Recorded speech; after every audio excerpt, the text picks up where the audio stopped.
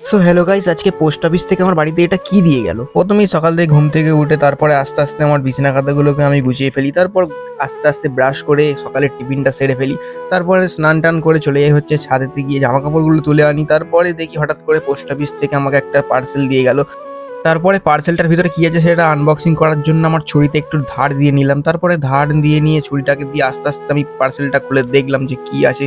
তারপরে এটা খুলে দেখার পর আমি যেটা দেখলাম সেটা তো দেখে আমি তো অবাক হয়ে গেলাম যে কদিন আগে আমি প্যান কার্ডের জন্য অর্ডার করেছিলাম, সেই প্যান কার্ডটাই আমার বাড়িতে আজকে দিয়ে গেল। সো বন্ধুরা, তারপরে আমি খেতে বসে গেলাম ভাত। তারপর ভাত খাওয়া কমপ্লিট করে একটু দিয়ে দিই ঘুম। তারপরে এখানে জোরদার ঘুম দেওয়ার পর বিকাল হয়ে গেল। তারপরে আস্তে আস্তে সন্ধে হয়ে যাওয়ার পর আমি এক কাপ চা খেয়ে নিই। চা খাওয়ার পর কাপ দিয়ে স্যুটটাকে নিয়ে তারপরে আমি হয়ে যাই রেডি, কারণ আজকে সন্ধ্যে থেকে আমার যোগা ক্লাস আছে। তারপর বাড়ি থেকে বেরিয়ে যাই আমি আমার রকেটটাকে নিয়ে। তারপরে আস্তে আস্তে যেতে থাকি রাস্তা দিয়ে। তারপরে কিছুক্ষণের মধ্যেই আমি পৌঁছে যাই।